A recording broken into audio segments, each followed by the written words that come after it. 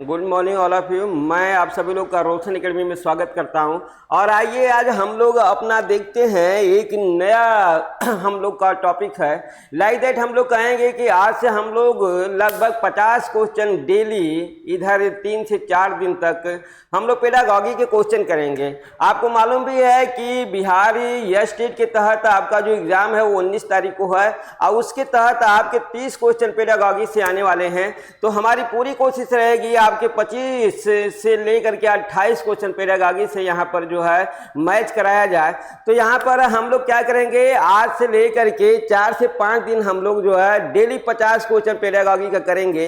तो उसके तहत आइए आप देखिए कि जितने भी आपके पेडागॉजी संबंधित क्वेश्चन है उसका एक बेस होता है और सभी को अगर आप अच्छे से समझ गए तो आपके क्वेश्चन जो है आराम से 27-28 मिलेंगे। आपका सिलेक्शन का जो प्रोसेस है वो उसमें ये स्कोरिंग का कार्य करेगा और इजीली आप क्वालिफाई कर जाएंगे बिहार या स्टेट को। तो आइए यहाँ पर हम लोग देखते हैं जो है मीन्स हम कहेंगे कि आज हमारा ये पेडागॉजी का सेट नंबर 1 है। इस तरीके से आपको हम कई सेट देने वाले हैं 19 के पहले तक। तो यहाँ पर देखिए हमारा पेडागॉजी का सेट नंबर 1 से ये पहला क्वेश्चन है, निम्न में से कौन सा विकास का सिद्धांत नहीं है। तो हम लोग कहेंगे कि यहाँ पर डेवलपमेंट का कौन सा सिद्धांत नहीं है इन चारों में से। मीन्स हम कहेंगे 3 तो विकास के सिद्धांत होंगे लेकिन एक विकास का सिद्धांत नहीं होगा। तो यहाँ पर देखिए निम्न कौन सा विकास का सिद्धांत नहीं है। तो हम लोग कहेंगे विकास का सिद्धांत नहीं है। तो हम लोग को मालूम है कि जो डेवलपमेंट होता है वो हमारा गर्भाधान से लेकर के मृत्यु पर्यंत होता रहता है। मीन्स एक सतत प्रक्रिया होती है। ये अलग बात है कि किसी भी स्टेज में ये हमारी इसकी स्पीड क्या हो जाती है, ज़्यादा हो जाती है, किसी स्टेज में हमारी स्पीड इसकी धीमी हो जाती है डेवलपमेंट की, लेकिन ये होती कंटिन्यू है, लगातार डेवलपमेंट होता है। तो इसके तहत हम लोग देखते हैं जो देखिए हमारा कह रहा अनुकूलित प्रत्यावर्तन का सिद्धांत, दूसरा हम कहेंगे निरंतर विकास का सिद्धांत, परस्पर संबंध का सिद्धांत, समान प्रतिमान का सिद्धांत। तो देखिए डेवलपमेंट प्रक्रिया में हम लोग का हम कहेंगे कि जो हमारा ऑप्शनल सही होगा वो कौन सा होगा। हम लोग कहेंगे कि हमारा जो ऑप्शनल होगा ये फर्स्ट होगा कि अनुकूलित मीन्स एडॉप्टेशन की बातें हैं जो है कि अनुकूलित प्रत्यावर्तन का सिद्धांत मीन्स वातावरण के अनुसार हमारा अनुकूलन की बातें होती है। तो हम लोग कहें डेवलपमेंट क्रिया पर हमारा हम लोग कहें आनुवंशिकता का और वातावरण का दोनों का प्रभाव पड़ता है जो है विकास पर, लेकिन अनुकूलित प्रत्यावर्तन का हमारा सिद्धांत लागू नहीं होता। लाइक दैट हम कहेंगे विकास हमारा डेवलपमेंट हमारा कंटिन्यू होता है, निरंतर होता है। हम लोग कहेंगे कि ये जो हमारे विकास होते हैं वो परस्पर संबंधित होते हैं। मीन्स हाथ पैर बॉडी और ब्रेन इन सभी का जो डेवलपमेंट होता है ये परस्पर एक दूसरे से कनेक्ट होते हुए जो है एक निश्चित अनुपात में डेवलपमेंट करते हैं। और हम कहेंगे समान प्रतिमान मीन्स जानवर से जानवर का बच्चा पैदा होगा और हम कहेंगे मनुष्य से मनुष्य का बच्चा पैदा होगा। ये हमारा होता है समान प्रतिमान। समान प्रतिमान मीन्स हमारा जो मॉडल होगा, मॉडल मीन्स हम लोग कहेंगे कि यहाँ पर जो भी जीव होगा जीव और वो जीव हमारा क्या होगा अपने वंशजों के अनुरूप होगा। मनुष्य के तहत चाइल्ड का, जानवर के तहत जानवर का, पंछियों के तहत पंछियों का हमारा मॉडल ही पैदा होता है। तो इस तरीके से निम्न में से कौन सा विकास का सिद्धांत नहीं है, अनुकूलित प्रत्यावर्तन का सिद्धांत नहीं है। आइए नेक्स्ट क्वेश्चन हम लोग देखते हैं अपना दूसरा क्वेश्चन। देखिए दूसरा क्वेश्चन हम लोग का मिल रहा है, निम्न में कौन सा शारीरिक विकास का एक प्रमुख नियम है। तो हम लोग कहें फिजिकल डेवलपमेंट से, यहाँ पर हम लोग का मिल रहा है कि फिजिकल डेवलपमेंट। ये देखिए फिजिकल डेवलपमेंट का एक प्रमुख नियम है। मीन्स क्या वो प्रमुख नियम है, मानसिक विकास से भिन्नता विकास, अनियमित विकास का नियम, इसके बाद द्रुतगामी विकास का नियम, कल्पना और संवेगात्मक विकास संबंध का नियम। तो लाइक दैट हम लोग कहेंगे देखिए द्रुतगामी विकास का सिद्धांत हम लोग कहेंगे कि हमारा जो प्रमुख नियम है वो हमारा क्या है, द्वित। ये है सभी हमारे नियम है लेकिन ये हमारा मेजर है जो है, ये हमारा मेजर है मेजर। तो इस तरीके से मेजर की बातें हमारी आती है। तो हम लोग कहेंगे कि हमारा द्रुतगामी मीन्स दो तरह चलने वाला जो है डेवलपमेंट प्रक्रिया, मीन्स हम कहें डेवलपमेंट और ग्रोथ। देखिए शारीरिक विकास का एक प्रमुख सिद्धांत यह है कि शारीरिक विकास के साथ साथ मानसिक विकास भी होता है। हम लोग कहेंगे शारीरिक विकास के साथ साथ मानसिक विकास भी होता है, मानसिक विकास भी होता है। तो ये हमारा प्रोसेस है, हमारा किसका, शारीरिक विकास का एक प्रमुख हमारा जो नियम रहा है वो ये रहा द्रुतगामी विकास का नियम। आइए तीसरा क्वेश्चन हम लोग देखते हैं। अपना तीसरा क्वेश्चन देखिए, शारीरिक वृद्धि और विकास को कहते हैं। यहां पर हमारा बातें आ गई कि अगर हमारा शारीरिक वृद्धि और विकास, अब फिजिकल में हम लोग कहेंगे कि हमारा ये बॉडी का एक तरीके से देखिए, बॉडी का हमारा ग्रोथ बॉडी का ग्रोथ, और हम लोग कहेंगे डेवलपमेंट ग्रोथ और डेवलपमेंट, बॉडी का डेवलपमेंट और ग्रोथ हम लोग कहेंगे को कहते हैं, क्या कहते हैं, हम लोग कहेंगे अभिवृद्धि कहते हैं। क्या बोलेंगे हम लोग, अभिवृद्धि। तो इस तरीके से ग्रोथ और डेवलपमेंट का दोनों का प्रोसेस हमारा क्या बोला जाता है, अभिवृद्धि बोली जाती है। आइए नेक्स्ट क्वेश्चन हम लोग देखते हैं। चौथा क्वेश्चन देखिए, बाल मनोविज्ञान का केंद्र बिंदु है। अब यहाँ पर पूरा का पूरा पेडागॉजी जो है घूमता रहता है, चारों ओर घूमता रहता है। किसके चारों ओर घूमता रहता है, हम लोग कहेंगे बालक के चारों ओर घूमता रहता है। देखिए चाइल्ड, इस चाइल्ड के चारों तरफ, बालक के चारों तरफ बाल मनोविज्ञान घूमता रहता है। मीन्स हम लोग कहेंगे कि सेंटर पॉइंट में हमारा बालक होता है। अब बालक कभी भी गलत नहीं होता, बालक कभी भी गलत नहीं होता है, बालक कभी भी गलत नहीं होता है। हम लोग कहेंगे बालक का जो भी प्रोसेस होगा वो डिपेंड्स करता है, जो है बालक में जो भी बुराइयां आती हैं, हम कहेंगे कि बालक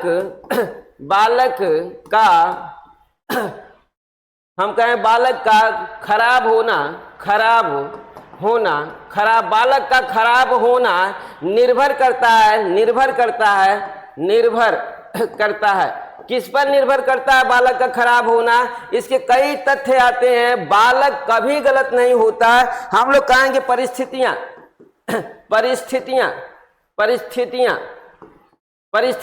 परिस्थितियां इसको खराब करती हैं, बालक को कहते हैं पेरेंट्स खराब करते हैं, पेरेंट्स खराब करते हैं। हम कहेंगे वातावरण खराब करता है, वातावरण। और हम लोग कहेंगे कि यही चीजें हैं जो बालक को क्या करती हैं, खराब करती हैं। नहीं तो बालक खराब नहीं होता, बालक कभी गलत नहीं होता। बालक को गलत करती हैं तो परिस्थितियां उनको गलत करते हैं, पेरेंट्स उनको गलत रास्ते पर ले जाते हैं, और वातावरण। तो ये सब जो है फैक्टर हैं जो बालक को खराब करते हैं। नहीं तो बालक कभी भी गलत नहीं होता है। तो इसलिए पेडागॉजी में आप हमेशा बालक के तहत पॉजिटिव सोच रखना, जो है जैसे आप बालक के तहत पॉजिटिव सोच रखेंगे, आपके जो भी आंसर बालक के प्रति पॉजिटिव सोच दिखाता है, जो है वही आंसर आपका सही होगा। जो तो इस तरीके से आपका आंसर क्या मिलता है, यहाँ पर बालक मिलता है। आइए नेक्स्ट क्वेश्चन हम लोग देखते हैं। पांचवा क्वेश्चन देखिए, पिनियल ग्रंथि, यहाँ पर हम लोग को मालूम है पिनियल ग्रंथि से विकास होता है। तो हम लोग को मालूम है पिनियल ग्रंथि कहाँ पाई जाती है, छोटे से पाई जाती है, ब्रेन में पीछे साइड पाई जाती है। कहाँ पाई जाती है, ये मस्तिष्क में पाई जाती है, पीछे साइड पाई जाती है। तो ये पिनियल ग्रंथि हमारी जो है क्या है, हम लोग कहें कि ब्रेन के डेवलपमेंट में सहायक होती है। अगला क्वेश्चन देखिए, हमारा आ रहा है कि परिपाक काल का समय होता है। यहाँ पर देखिए परिपाक काल मीन्स हम लोग कहेंगे कि एक तरीके का हमारा क्या होगा, पलटावी अवस्था का समय काल है ये परिपाक काल मीन्स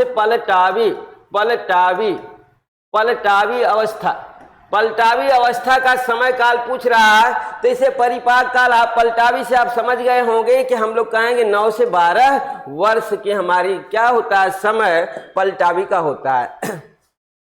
देखिए अगला, बालक पहले किस मांसपेशियों पर नियंत्रण करना प्रारंभ करता है। हम कहेंगे बालक सबसे पहले जो है हम कहेंगे कि यहाँ पर हाथ और अंगुलियों पर जो है नियंत्रण करना प्रारंभ करता है, नियंत्रण करना प्रारंभ करता है। मांसपेशियों, कौन सी मांसपेशियों पर? हम कहेंगे अंगुलियों और हाथ। मीन्स ऑप्शन हमारा सही होता है डी। आइए नेक्स्ट क्वेश्चन हम लोग देखते हैं। 8वां क्वेश्चन देखिए, संज्ञानात्मक विकास के सिद्धांत के प्रवर्तक हैं। ये आपको मालूम है, कॉग्निटिव थ्योरी किसने दिया था? हम लोग कहेंगे कि हमें मालूम है, हम कहेंगे जीन पियाजे ने दिया था। आइए इस तरीके से आपको रिमाइंड कराते हैं सभी को। मनोविश्लेषणात्मक सिद्धांत के प्रवर्तक कौन है? Sigmund Freud. हम लोग कहेंगे सिगमंड फ्रायड हमारे मनोविज्ञान के क्या है? मनोविश्लेषणात्मक सिद्धांत के प्रवर्तक हैं। तो इस तरीके से हम लोग कहेंगे सिगमंड फ्रायड। और सिगमंड फ्रायड यही नहीं, हम लोग कहेंगे कि ये हमारा साइको एनालिटिकल, हम लोग कहेंगे साइको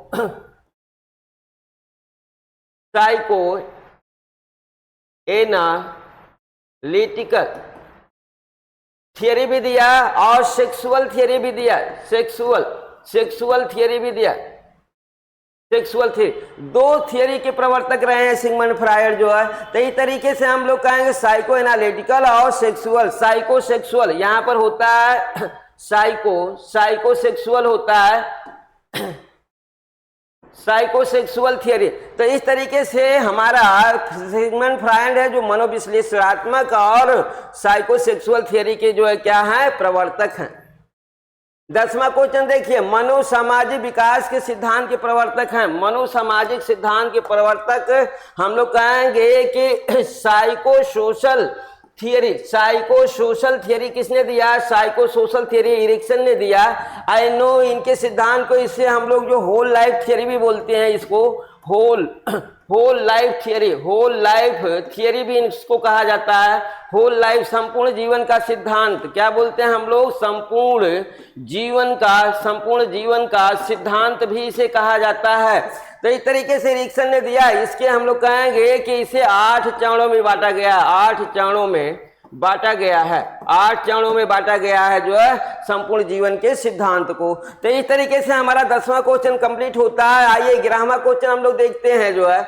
देखिए, शिशु का अधिकांश व्यवहार आधारित होता है। शिशु का ज्यादा से ज्यादा जो उसके बिहेवियर होते हैं वो डिपेंड्स करते हैं, किस पर डिपेंड्स करते हैं? बालक के व्यवहार मूल प्रवृत्ति पर, या नैतिकता पर, या वास्तविकता पर, या ध्यान पर। तो हम लोग कहेंगे मूल प्रवृत्ति पर। किस पर? हम लोग को कुल मूल प्रवृत्तियां कितनी होती हैं? हम लोग कहेंगे 14 मूल प्रवृत्तियां होती हैं।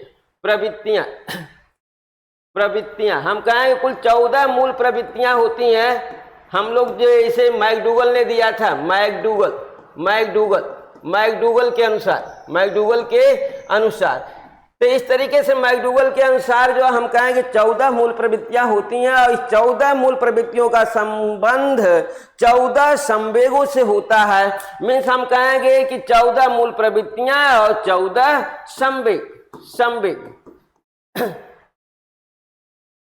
से संबंधित होती हैं। तो इस तरह से शिशु का अधिकांश व्यवहार किस पर डिपेंड्स करता है? मूल प्रवृत्तियों पर डिपेंड्स करता है। आइए 12वां क्वेश्चन हम लोग देखते हैं। कौशल सीखने की पहली अवस्था है। यहाँ पर कौशल, स्किल लर्न करने की पहली अवस्था यथार्थता, कल्पनाशीलता, समन्वय, अनुकरण। तो हम लोग मालूम है कि बालक सबसे ज्यादा अधिगम अनुकरण द्वारा दूसरे को देख कर सीखता है। अनुकरण मीन्स दूसरे का देख कर सीखना।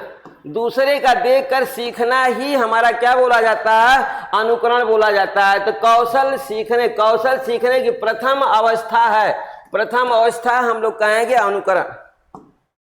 अगला क्वेश्चन देखते हैं हम लोग। 13वां क्वेश्चन देखिए, स्वकेंद्रित अवस्था होती है बालक के स्वकेंद्रित अवस्था होती है। मीन्स हम कहेंगे कि अपने आप में ही स्वकेंद्रित मीन्स आत्म केंद्रिता की अवस्था। मीन्स अपने में ही वो सोचता विचारता रहता है, जो है उसको बाहरी दुनिया से कोई लेना देना नहीं होता।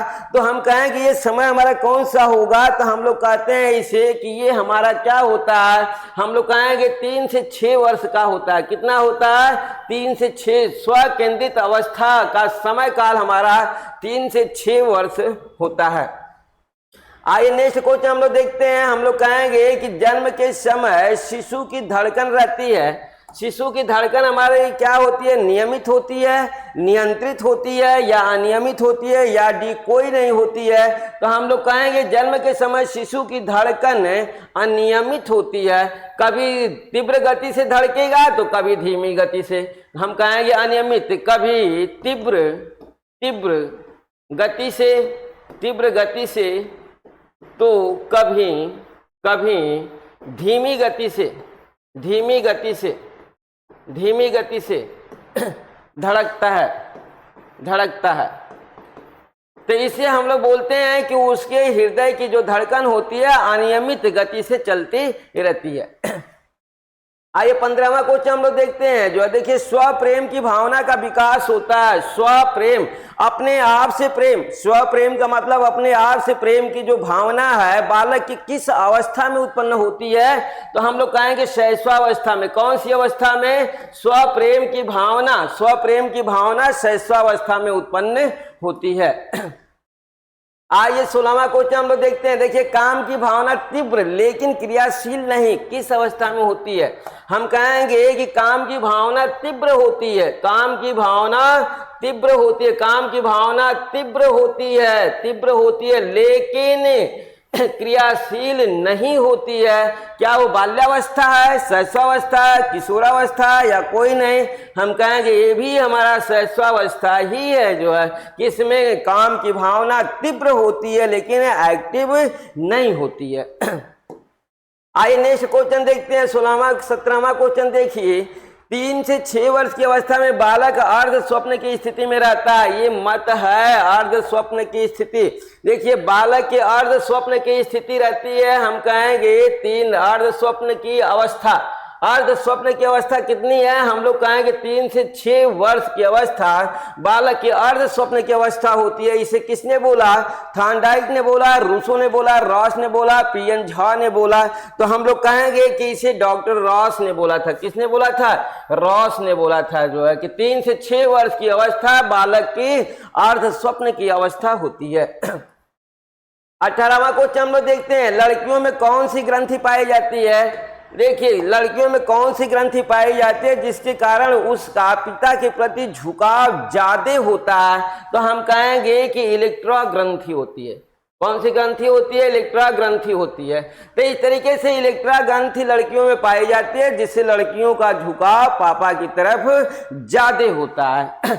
आइए अगला क्वेश्चन देखते हैं। जो है देखिए लड़कों में कौन सी ग्रंथि पाई जाती है जिसके कारण लड़कों का झुकाव माता के प्रति ज्यादा होता है? तो इसे हम लोग कहते हैं ओपिडस ग्रंथि होती है। कौन सी होती है ग्रंथि? हम लोग कहेंगे लड़कों में ओपिडस ग्रंथि पाई जाती है। इस ओपिडस ग्रंथि के कारण बालकों का झुकाव माता के प्रति ओपिडस ग्रंथि के कारण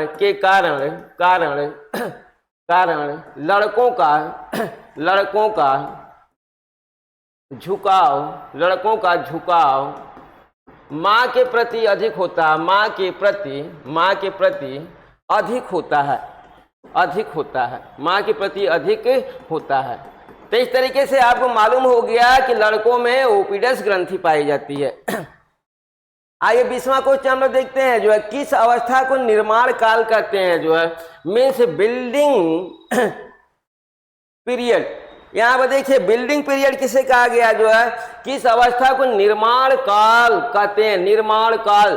शैशवावस्था को, बाल्यावस्था को, किशोरावस्था को, डी में से कोई नहीं। तो हम कहेंगे निर्माण काल की प्रक्रियाएं हमारी शैशवावस्था को कही जाती है। निर्माण काल की अवस्था हम लोग शैशवावस्था को कहते हैं। आइए नेक्स्ट क्वेश्चन हम लोग देखते हैं अपना 21वां क्वेश्चन। परियों की कहानी को महत्व दिया जाता है। परियों की कहानी को हम लोग कहेंगे कि अधिगम के या हम कहेंगे टीचिंग के, शिक्षण के हमारे किस विधि में जो है महत्व दिया गया है? परियों की कहानी, ये हमारा परियों की कहानी को महत्व दिया गया। किंडरगार्टन, ये हमारी किंडरगार्टन प्रोजेक्ट, ये हमारी सब क्या है? जो है हम लोग कहेंगे टीचिंग मेथड है। टीचिंग मेथड है ये, टीचिंग मेथड। ये टीचिंग हमारी क्या है, मेथड है, शिक्षण विधियां हैं ये शिक्षण विधि। तो kindergarten, Montessori, Maria Montessori, project भी हमारी है, प्रोजेक्ट विधि भी है हमारी जो है टीचिंग मेथड विधि। तो ये 3 मेथड हमारे क्या हैं, शिक्षण के हैं। इसमें से किस शिक्षण विधि को हम लोग परियों की कहानी से संबंधित मानते हैं? तो हम लोग कहेंगे मारिया मॉन्टेसरी। किसे कहेंगे? मारिया मॉन्टेसरी विधि को हम लोग कहेंगे परियों की कहानी से संबंधित है। 22वां क्वेश्चन आइए देखते हैं हम लोग। जो बालक के हाथ पैर प्राथमिक शिक्षक हैं, ये किसका मत है? हम लोग कहेंगे कि जो भी चाइल्ड उसके हाथ और पैर, चाइल्ड के हाथ और पैर प्राथमिक शिक्षक हैं, फर्स्ट टीचर हैं। ये मत है थॉर्नडाइक का, रूसो का, रॉस का, हम कहेंगे रॉस का, और हम कहेंगे माता का। तो यहाँ पर किसका मत है जो है, तो हम लोग को मालूम है इसे क्या कहेंगे, हम कहेंगे रूसो का मत है। रूसो ने बताया कि बालक के हाथ पर उसके प्राथमिक क्या होते हैं, शिक्षक होते हैं, टीचर होते हैं। आइए 23वां क्वेश्चन देखते हैं। बच्चों को सामाजिक विकास में डॉट डॉट का विशेष महत्व है। हम कहेंगे सोशल डेवलपमेंट के लिए बालक को खेल का विशेष महत्व है।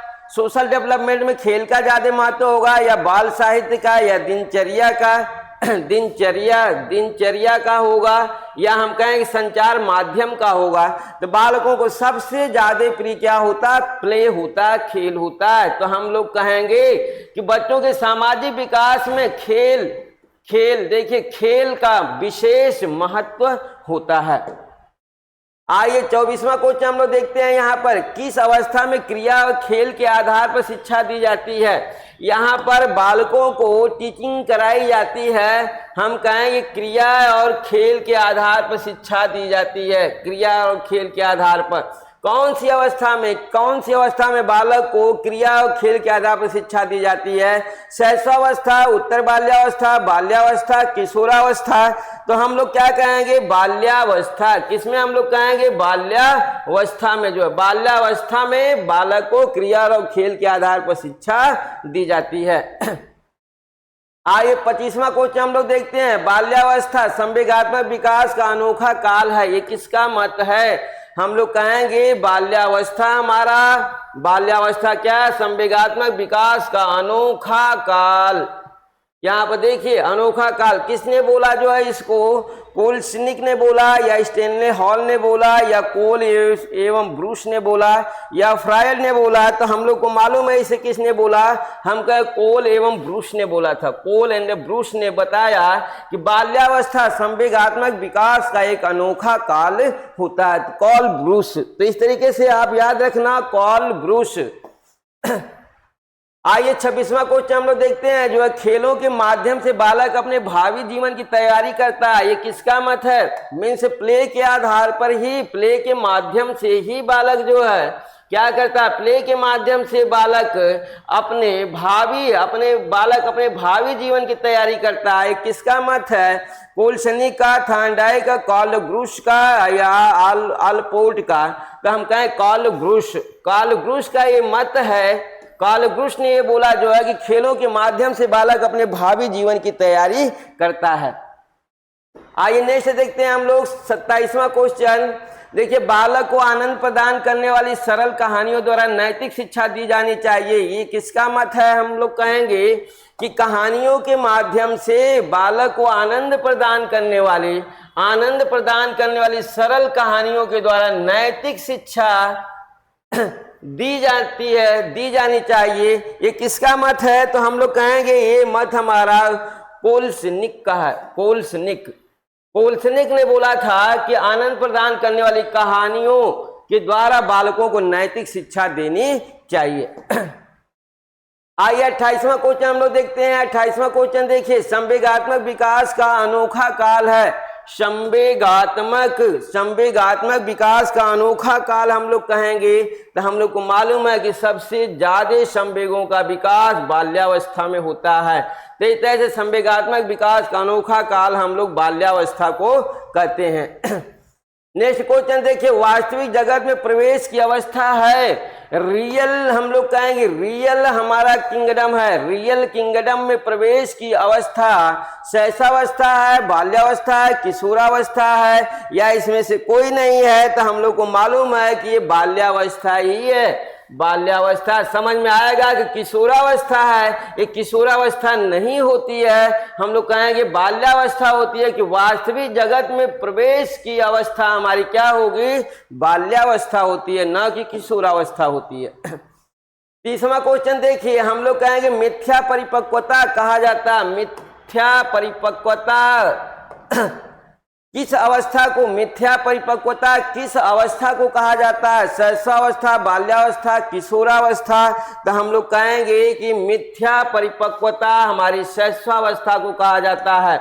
मिथ्या परिपक्वता का समय काल हमारा अवस्था जो होती है वो शैशवावस्था होती है। आइए एक तीसरा क्वेश्चन देखते हैं, हॉल का सिद्धांत में से किसकी व्याख्या करता है। जो स्टैनले हॉल, हॉल का पूरा नाम होता है, हॉल का पूरा नाम है स्टैनले हॉल। हम लोग को मालूम है स्टैनले हॉल ने क्या बताया था, उसने बताया था कि किशोरावस्था एक हम लोग कहेंगे स्टॉर्म और स्ट्रेस की अवस्था है, मीन्स हम लोग कहेंगे आंधी और तूफान की अवस्था है। तो इस तरीके से देखिए हम लोग कहेंगे बुद्धि की प्रकृति, अधिगम्य अभिप्रेरणा की भूमिका, मूल्यों का विकास, किशोरों का मनोविज्ञान। हम लोग क्या कहेंगे, इसने काउंस किया था, किशोर को काउंस किया था। यहीं से हम पकड़ लेंगे कि स्टैनले हॉल का सिद्धांत किसकी व्याख्या करता है। हम लोग कहें किशोरों का मनोविज्ञान, किशोरों के मस्तिष्क का जो है ये व्याख्या करता है। धार्मिक और नैतिक शिक्षा दी जानी चाहिए। धार्मिक और नैतिक शिक्षा किसे देनी चाहिए, किशोरावस्था में देनी चाहिए, बाल्यावस्था में देनी चाहिए, शैशवावस्था में देनी चाहिए। तो हम लोग को मालूम है किसे कब देनी चाहिए, तो हम लोग कहेंगे कि इसे धर्म और नैतिकता की शिक्षा किशोर को देनी चाहिए। किसको देनी चाहिए, किशोर को धर्म और नैतिकता की शिक्षा देनी चाहिए। 33वां क्वेश्चन देखते हैं, जो किशोरावस्था में शिक्षा होनी चाहिए, यौन शिक्षा, शैक्षिक पर्यटन और जीवन दर्शन की शिक्षा, भाषा विकास की शिक्षा। हम लोग कहेंगे सभी उपरोक्त सभी, तो हम लोग कहेंगे कि हमें यहाँ पर किशोरों को ये सभी शिक्षा देनी चाहिए, किसी शिक्षा को छोड़ना नहीं चाहिए, सभी शिक्षा किशोर को देनी चाहिए। आइए अगला क्वेश्चन देखते हैं, किशोरावस्था में शिक्षा का स्वरूप क्या होना चाहिए। शिक्षा का स्वरूप किशोरावस्था में क्या होना चाहिए, खेल पर आधारित होना चाहिए या जीविकोपार्जन के उद्देश्य की पूर्ति के लिए शिक्षा होनी चाहिए, भाषा और गणित की शिक्षा होनी चाहिए। हम लोग कहेंगे किशोरों को जो शिक्षा दी जानी चाहिए वो जीविकोपार्जन के उद्देश्य की पूर्ति के लिए शिक्षा देनी चाहिए, मीन्स वो अपना और अपने परिवार का दोनों का विकास कर सके, ऐसी शिक्षा बालक को देनी चाहिए। आइए नेक्स्ट क्वेश्चन है 35वां क्वेश्चन देखिए, हम लोग कहेंगे किशोरापन किशोरियों में किशोरों की तुलना में कितने वर्ष पहले आता है। हम लोग कहेंगे किशोरापन हमारा किशोरियों में किशोरों की तुलना में कितने वर्ष पहले आता है। मीन्स वो समय देखना है कि किशोरियां जो है क्या करती हैं, वो कितना वर्ष पहले किशोर बन जाती हैं और बालक कितने वर्ष बाद किशोर बनता है। तो हम लोग कहेंगे अंतर हमारा 2 वर्ष का होता है, 2 वर्ष। 2 वर्ष पूर्व किशोरियां किशोरों की तुलना में किशोरपन को प्राप्त कर लेती हैं। 36वां क्वेश्चन देखिए, स्वस्थ शरीर में ही स्वस्थ मस्तिष्क का विकास होता है, ये किसने बोला था। तो हम कहेंगे कि हमारा फिलासफर था अरस्तु। हम क्या कहेंगे, फिलासफर, ये फिलासफर थे अरस्तु ने जो है बोला था कि स्वस्थ शरीर में स्वस्थ मस्तिष्क का निवास होता है। आइए अगला क्वेश्चन हम लोग देखते हैं, जो है अभी आपको लग रहा होगा कि काफी इजी है। ऐसे इजी के प्रोसेस से हम लोग को मालूम है सरल से जटिल की तरफ हम लोग बढ़ेंगे। ये पेडागॉजी है तो कुछ चीजें हम लोग का बेसिक होनी चाहिए। इस बेसिक के साथ आपको हम बहुत अच्छे क्वेश्चनों की तरफ ले जाएंगे, जहां आपका जो है माथा जो है क्या करेगा, घूम जाएगा कि ऐसे ऐसे क्वेश्चन यहाँ पर आ रहे हैं। किशोरावस्था में मानसिक विकास का क्या रूप होता है। तो देखिए किशोरावस्था में मानसिक विकास का हमें देखना है कि मानसिक विकास का रूप क्या होगा। मानसिक विकास का रूप वो भी कौन सी अवस्था में, हम लोग कहेंगे किशोरावस्था में। किशोर का शब्द भंडार कम हो जाता है, उसकी स्मरण शक्ति कमजोर हो जाती है, निर्णय शक्ति का अभाव होता है। इस अवस्था में पूर्ण मानसिक विकास हो जाता है। हम लोग कहेंगे कि किशोरावस्था में मानसिक विकास पूर्ण हो जाता है। तो यहाँ पर देखिए विकास का क्या स्वरूप होता है, हम कहेंगे मेंटल डेवलपमेंट कंप्लीट हो जाता है। 38वां क्वेश्चन देखिए, बालक के मानसिक विकास के लिए शिक्षक को करना चाहिए, मानसिक मेंटल डेवलपमेंट के लिए टीचरों को क्या करना चाहिए, स्नेह और सहानुभूति पूर्ण व्यवहार करना चाहिए, उपयुक्त शिक्षण विधि का प्रयोग करना चाहिए, सदाचरण प्रस्तुत करना चाहिए, या इनमें से कुछ नहीं करना चाहिए। तो हम कहेंगे इसमें से कुछ नहीं करना चाहिए। मानसिक विकास के लिए शिक्षक को क्या करना चाहिए, हम लोग कहेंगे इसमें से कुछ नहीं करना चाहिए। क्या करना चाहिए, बालक को मानसिक डेवलपमेंट के लिए बालक को केवल हम कहेंगे गाइड करना चाहिए, जो है बालक को गाइड करनी चाहिए। हम कहेंगे मोटिवेशन वाली उसको जो है क्या बातों को बताना चाहिए, कहानी किस्सों को जो है उसको सुनाना चाहिए, मीन्स मोटिवेटेड शिक्षा उसको देनी चाहिए। जो है मानसिक विकास के लिए शिक्षक को क्या करना चाहिए, न उसे स्नेह करिए, न सहानुभूतिपूर्ण व्यवहार करिए, और न ही उपयुक्त शिक्षण विधि का प्रयोग करिए, सदाचरण प्रस्तुत न करिए। मैं कहूंगा इसमें से कोई भी कार्य आप न करिए। आइए अगला क्वेश्चन देखते हैं, जो है संवेग का कौन सा सिद्धांत इस विचार को मानता है कि संवेगात्मक अनुभव संवेगात्मक व्यवहार पर आधारित है। मीन्स हम कहेंगे संवेगात्मक बिहेवियर हमारा या एक्सपीरियंस, संवेगात्मक एक्सपीरियंस हमारा संवेगात्मक बिहेवियर पर आधारित है। संवेग का वह कौन सा सिद्धांत है, हम कहें जेम्स लैंग सिद्धांत, हाइपोथैलेमिक सिद्धांत, या सक्रियता सिद्धांत, या मोटिवेशन सिद्धांत, हम कहेंगे जेम्स लैंग का सिद्धांत। आप इसे याद रखिए कि संवेग का प्रोसेस है, संवेगात्मक अनुभव संवेगात्मक व्यवहार पर आधारित होता है, यही हमारा जेम्स लैंग का सिद्धांत है। 40वां क्वेश्चन देखिए, संवेगात्मक और सामाजिक विकास साथ साथ चलते हैं। किसने बोला था कि यहाँ पर हमारा इमोशनल डेवलपमेंट और social development, emotional development and social development हमारा साथ साथ चलते हैं। तो साथ साथ चलते हैं, इसको किसने बोला था, कोल एवं ब्रूस ने, रॉयस ने, क्रो ने, पियाजे ने। तो हम लोग कहेंगे इसे बोला था कोल एंड ब्रूस ने बोला था। किसने बोला था, कोल एवं ब्रूस ने बताया था। आइए अगला क्वेश्चन हम लोग देखते हैं 41 क्वेश्चन, जो है बहिर्मुखी प्रवृत्ति का विकास होता है। हम लोग को मालूम है कि बालक का जो व्यवहार होता है, जो प्रवृत्तियां होती हैं, वो दो प्रकार की होती हैं, बहिर्मुखी और अंतर्मुखी। तो बहिर्मुखी और अंतर्मुखी के तहत हम लोग कहेंगे बहिर्मुखी प्रवृत्ति का विकास होता है। शैशवावस्था में होगा, बाल्यावस्था में होगा, किशोरावस्था में होगा, हम कहेंगे इसमें से कोई नहीं। तो हम लोग को मालूम है कि बहिर्मुखी प्रवृत्ति का विकास किशोरावस्था में होता है। बहिर्मुखी का सिद्धांत, या हम कहेंगे बहिर्मुखी अंतर्मुखी का सिद्धांत किसने दिया था, तो हम लोग कहेंगे सिद्धांत का प्रतिपादक युंग नामक वैज्ञानिक था, युंग ने दिया था, युंग। तो देखिए युंग ने इस सिद्धांत का प्रतिपादक है जो है या प्रतिपादन किया था। तो इस तरीके से हम लोग को मालूम हो गया कि इसका जो है बहिर्मुखी प्रवृत्ति का विकास हमारा किशोरावस्था में होता है। आइए नेक्स्ट देखते हैं, भाषा विकास का कौन सा सिद्धांत है। यहाँ पर हम लोग कहेंगे स्पीच डेवलपमेंट का सिद्धांत कौन सा, अनुकरण का सिद्धांत, तत्परता का सिद्धांत, कौशल अर्जन का सिद्धांत, या इसमें से कोई नहीं। तो हम लोग कहेंगे कि भाषा जैसा सुनेगा बालक वैसा ही बोलेगा, अनुकरण करेगा। भाषा विकास का कौन सा सिद्धांत है, हम कहेंगे अनुकरण का सिद्धांत हमारा भाषा विकास का सिद्धांत होता है। बोलना एक प्रकार का व्यवहार है जो कि बालक की दुनिया को बनाने में सहायता करता है, जो है या कथन है, मीन्स बालक का बोलना ही बालक की दुनिया का निर्माण करना होता है। तो हम कहेंगे अगर बालक नहीं बोलता है तो अपनी दुनिया का निर्माण नहीं कर पाएगा। बालक जितना ज्यादा बोलता है वो अपनी उतनी ही ज्यादा दुनिया बसा लेता है या बना लेता है। इसे बोला था वॉल्ड्रिज ने बोला था, वॉल्ड्रिज मीन्स बालक को ज्यादा से ज्यादा बोलना चाहिए, और जितना ज्यादा बालक बोलेगा उतने ज्यादा अपना बड़ा संसार बना पाता है।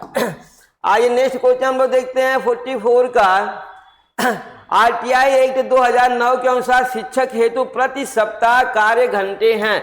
मीन्स एक सप्ताह में हमारा यहाँ आरटीआई एक्ट 2009 के अनुसार शिक्षक को एक सप्ताह में कितने घंटे जो है पढ़ाना चाहिए बच्चों को, तो हम लोग कहेंगे 45 घंटे।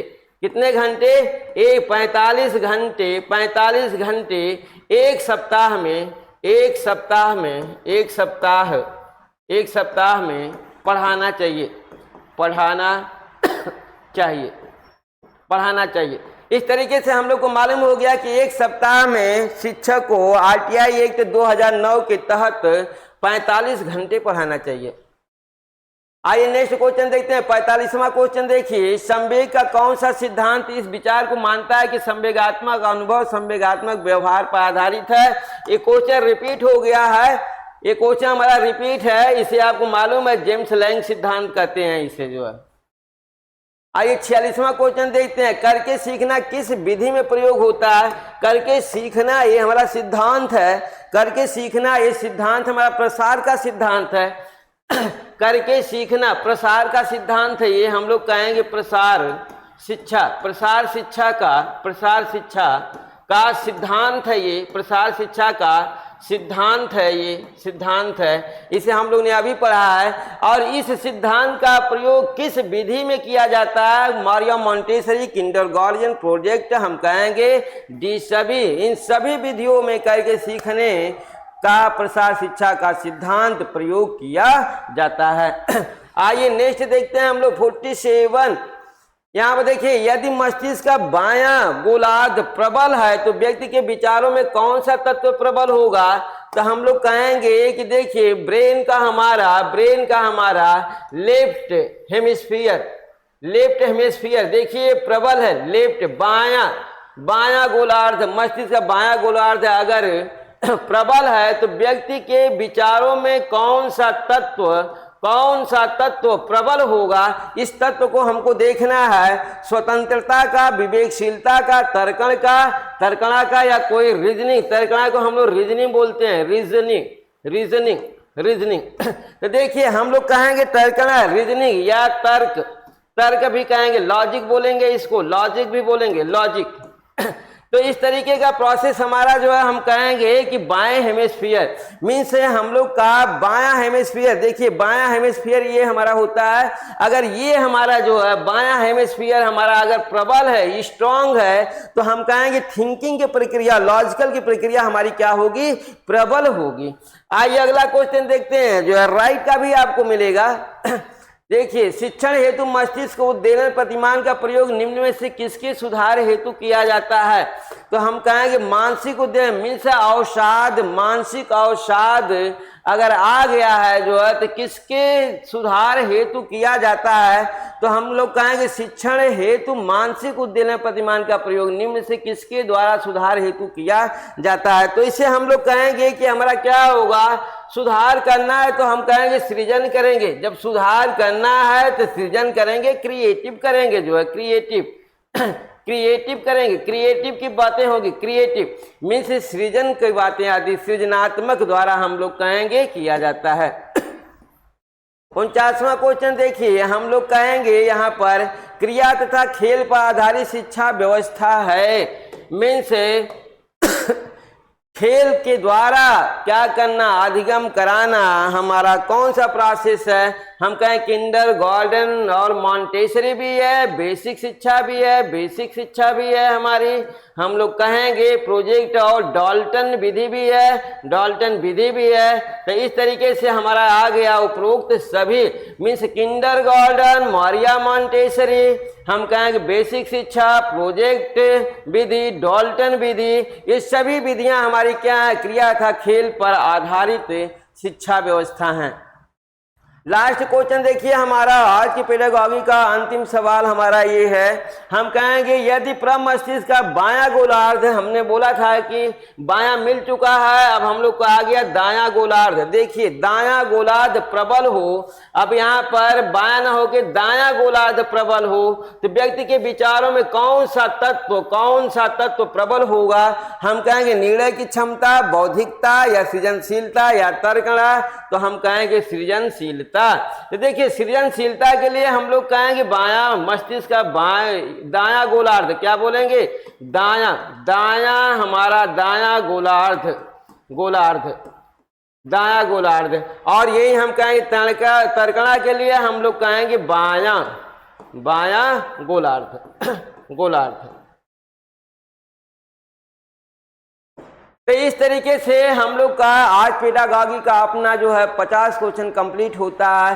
कल के क्वेश्चन आपको डिफिकल्ट मिलेंगे, इससे काफ़ी डिफिकल्ट क्वेश्चन मिलेंगे, क्योंकि अभी ये तो ज़्यादातर आपका जो है क्या था, हम लोग कहेंगे बालक की अवस्थाओं से था और उसके डेवलपमेंट से था, विकास से था। मीन्स बालक के जो स्टेज हैं, डेवलपमेंट स्टेज हैं और डेवलप से के तहत जो हमारे क्वेश्चन बने हैं वो हमारे यहाँ पर दिए गए हैं। तो ये थोड़े आसान हैं क्योंकि आप होम साइंस के हैं तो आपके लिए इजी लगेगा, लेकिन हाँ आपका पेडागॉजी मीन्स अध्यापन कला के जो क्वेश्चन हैं वो कल से आपको और बेहतरीन से बेहतरीन मिलते जाएंगे।